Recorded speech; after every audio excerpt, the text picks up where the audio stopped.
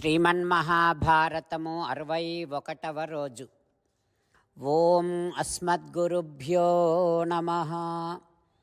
నారాయణం నమస్కృత్య నరం చైవ నరోత్తమం దేవీం సరస్వతీం వ్యాసం తతో జయం ఉదీరయేత్. శ్రీమన్మహాభారతము ఆదిపర్వము 38, 39, 40, 41 అధ్యాయముల ద్వారా సూతమహానుభావుడు శౌనకాది మహర్షులందరికీ ప్రవచనం చేస్తూ ఈ రకంగా చెబుతూ ఉన్నాడు.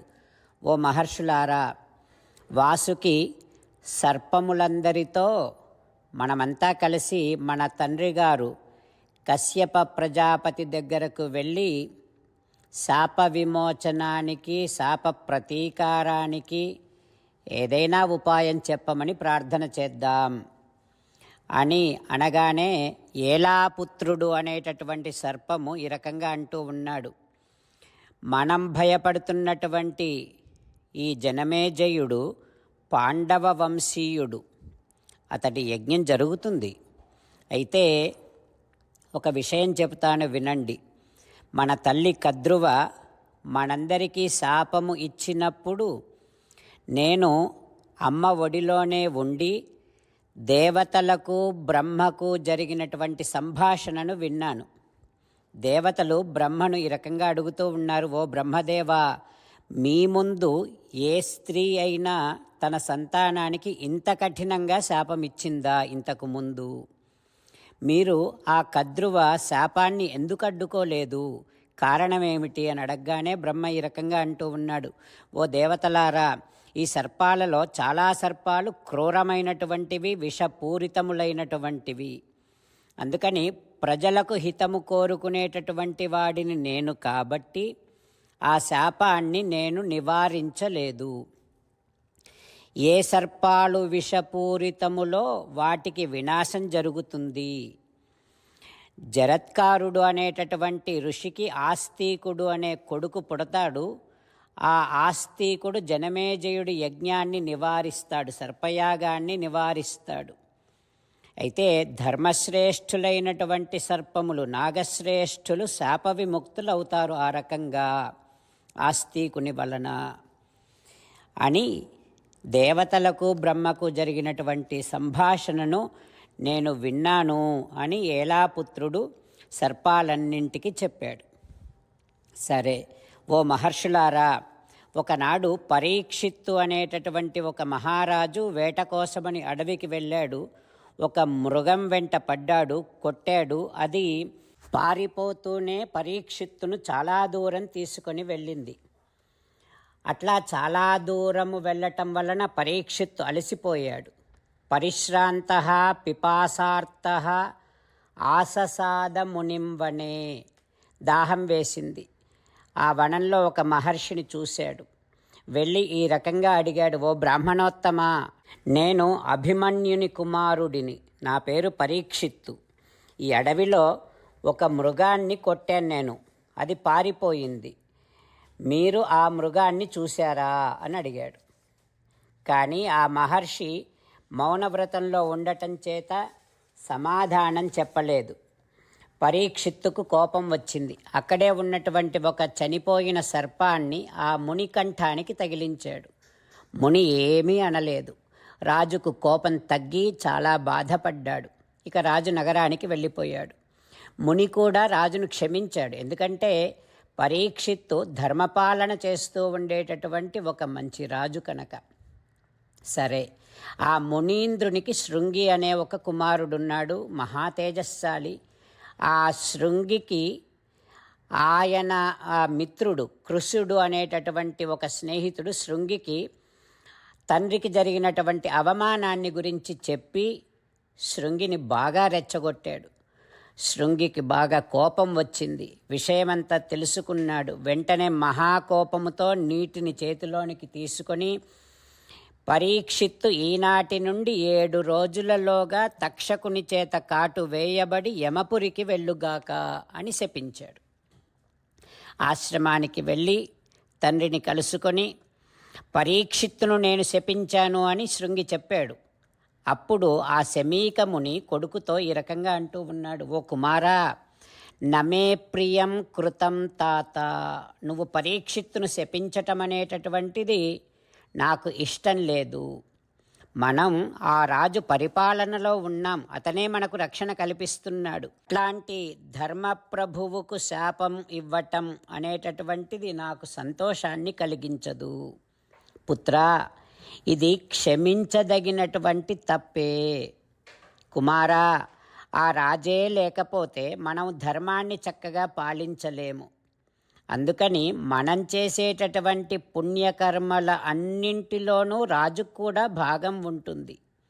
అందుకని పరీక్షిత్తు అపరాధము చేసినా సరే క్షమించతగినటువంటి వాడే అంటూ శమీకుడు శృంగితో కొడుకుతో చెబుతూ ఉన్నాడు. ఆ తర్వాత ఏం జరుగుతుందో రేపు తెలుసుకుందాం. జై శ్రీమన్నారాయణ. అమ్మా నాన్నలకు సాష్టాంగ నమస్కారం చేద్దాం. మన ఆచార్యవర్యుల శ్రీచరణారవిందములకు సాష్టాంగ నమస్కారం చేద్దాం. శ్రీ వేదవ్యాస మహర్షుల వారి దివ్య పాదారవిందములకు సాష్టాంగ నమస్కారం చేద్దాం. శ్రీ విఘ్నేశ్వర స్వామి వారి దివ్య పాదారవిందములకు సాష్టాంగ నమస్కారం చేద్దాం. శ్రీమన్మహాభారత గ్రంథరాజమునకు శిరస్సు వంచి నమస్కరిద్దాం. శ్రీకృష్ణ భగవానుని శ్రీచరణారవిందములకు సాష్టాంగ నమస్కారం చేద్దాం. మన హృదయ మందిరములోనే సపరివార సమేతముగా వేంచేసి ఉన్నటువంటి శ్రీమన్నారాయణుడిని సేవిస్తూ స్వామికి సాష్టాంగ నమస్కారము చేస్తూ స్వామి నామ సంకీర్తన చేద్దాం. శ్రీమన్నారాయణ నారాయణ నారాయణ, శ్రీమన్నారాయణ నారాయణ నారాయణ. శ్రీమన్నారాయణుడే శ్రీకృష్ణ భగవానుడిగా వచ్చి మనందరికీ భగవద్గీతను ఇచ్చి మనందరినీ 8 పనులు చేయమని అడుగుతూ ఉన్నాడు. అందుకని హే భగవన్, తప్పకుండా చేస్తాం అంటూ మనమంతా ఈ రకంగా మాట ఇద్దాం. హో శ్రీమన్నారాయణ, కరిష్యే వచనం తవ, సర్వం శ్రీకృష్ణార్పణమస్తు. జై శ్రీమన్నారాయణ. జై శ్రీమన్నారాయణ. భక్తులకు ప్రత్యేకమైనటువంటి విజ్ఞాపన. మీకు అన్ని విషయాలలో వెంటనే మంచి ఫలితాలు రావాలి అనంటే ప్రతిరోజు 1 నిమిషం వెచ్చించి నారాయణాస్త్రాన్ని చదవండి. ఇక మీకు తిరిగే ఉండదు. నారాయణాస్త్రాన్ని పొందడానికి మీరేం చేయాలంటే నారాయణాస్త్రం అనే వెబ్సైట్కి వెళ్ళి మీ పేరు, మీ ఈమెయిల్ ఇస్తే మీ ఈమెయిల్కి నారాయణాస్త్రం PDF వస్తుంది. అందులో ఒక రామాయణ శ్లోకం, ఒక గీతా శ్లోకం, ఒక విష్ణునామం ఉంటాయి. ఆ 3 కలిపి నారాయణాస్త్రం అంటాం. ప్రతి ఒక్కరికి వేరువేరు శ్లోకాలను ఇస్తున్నాం. ఆ రకంగా ఎవరి శ్లోకాన్ని వారు ప్రతిరోజు తప్పనిసరిగా చదవటం వలన ప్రతిరోజు ప్రతి 24,000 భక్తులతో ఒకసారి సంపూర్ణ రామాయణ పారాయణ, 33 సార్లు శ్రీమద్ భగవద్గీత పారాయణ, 24 సార్లు శ్రీ విష్ణు సహస్రనామ స్తోత్ర పారాయణ జరుగుతుంది. ప్రతి ఒక్కరికి అంతటి విశేష ఫలితము ప్రతిరోజు లభిస్తుంది.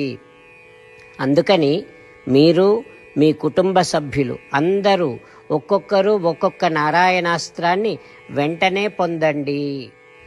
జై శ్రీమన్నారాయణ. శ్రీమద్ భగవద్గీత సారాంశముగా 18వ అధ్యాయములో 65 నుంచి 69 శ్లోకముల ద్వారా శ్రీకృష్ణ భగవానుడు మనందరినీ ఒక 8 పనులు చేయమని చెబుతూ పరమాత్మ ఈ రకంగా అంటూ ఉన్నాడు. ఎవరెవరైతే నేను చెప్పిన ఈ 8 పనులు చేస్తారో వారందరూ నాకు చాలా ఇష్టమైన వారవుతారు. అప్పుడు వారిని నేను సకల పాపముల నుండి, సకల దుఃఖముల నుండి విముక్తులను చేసి నా అంతటి వారిగా చేసుకుంటా, తరగని ఆనందాన్ని అనుభవింపచేస్తా.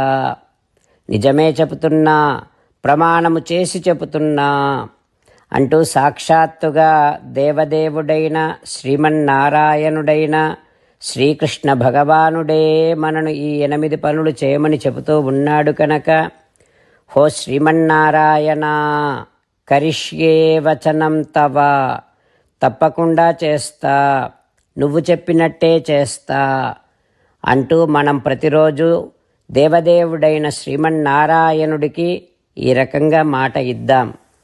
హో శ్రీమన్నారాయణ, నువ్వు చెప్పినట్టే నేను నిన్నే సంతతము ధ్యానము చేస్తూ ఉంటా. హో శ్రీమన్నారాయణ, నువ్వు చెప్పినట్టే నేను నీ భక్తుడిగానే ఉంటా. హో శ్రీమన్నారాయణ, నువ్వు చెయ్యమన్నట్టే నేను నా విధులను కర్తవ్యాలను నీ సేవగా నీ తృప్తి కోసమనే సక్రమంగా నిర్వర్తిస్తూ ఉంటా. హో శ్రీమన్నారాయణ, నువ్వు చెప్పినట్టే నేను నీవాడిని అనే మహావిశ్వాసాన్ని సంతతము కలిగి ఉంటూ నా హృదయములో నీకే నమస్కరిస్తూ ఉంటా. హో శ్రీమన్నారాయణ, మామేకం శరణం వ్రజ, నన్నొక్కడిని మాత్రమే శరణు వేడుకో అని నువ్వే అన్నావు కనుక నేను నిన్ను ఒక్కడిని మాత్రమే శరణు వేడుకుంటా. హో శ్రీమన్నారాయణ, మా శుచః, ఇక దుఃఖించకు అని నువ్వే నాకు భరోసా ఇస్తూ ఉన్నావు కనుక నేను ఇక దుఃఖించను. హో శ్రీమన్నారాయణ, నువ్వు చెప్పినట్టే నువ్వు నా కోసమని చెప్పిన శ్రీమద్భగవద్గీతను ఎప్పుడో ఒక్కసారి కాకుండా ప్రతిరోజు కనీసము ఒక్క శ్లోకాన్నైనా అనుసంధానము చేస్తూ గీతోపదేశాన్ని జ్ఞాపకం చేసుకుంటూ ఉంటా. హో శ్రీమన్నారాయణ, నువ్వు చెప్పినట్టే నువ్వందరి కోసమని చెప్పిన శ్రీమద్భగవద్గీతను తెలియని భక్తులందరికీ తెలియచేసే నా వంతు ప్రయత్నాన్ని నిరంతరము కొనసాగిస్తూనే ఉంటా. హో శ్రీమన్నారాయణ, నేను నువ్వు చెప్పినట్టే చేస్తా, నీకు నచ్చినట్టే ప్రవర్తిస్తా, నీకోసమే పని చేస్తూ ఉంటా. కరిష్యే వచనం తవ. సర్వం శ్రీకృష్ణార్పణమస్తు. జై శ్రీమన్నారాయణ.